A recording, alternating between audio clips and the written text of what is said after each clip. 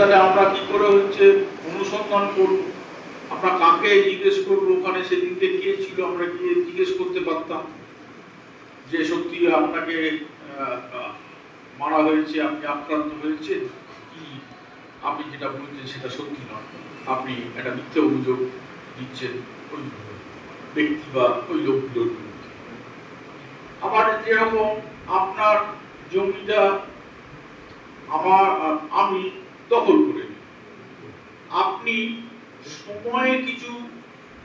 করলেন না, কোনো আইনি পদক্ষেপ নিলেন না, এবারে আইন বলছে যে এই পদক্ষেপটা নিতে হবে যবে ধরুন আপনার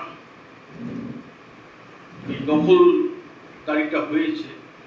তার থেকে একটা সময়ের মধ্যে। এবার আপনি যদি না নেন তাহলে কোর্ট যখন যাবে বলবে এ তো এত বছর পূর্বের ঘটনা, এখন কেন আমি এটা অভিযোগটা গ্রহণ করে বিচার করব, তা আপনাকে সময় মতো যেতে হবে। এটাও হচ্ছে আইনি সচেতনতার একটা দিক। এক, আপনার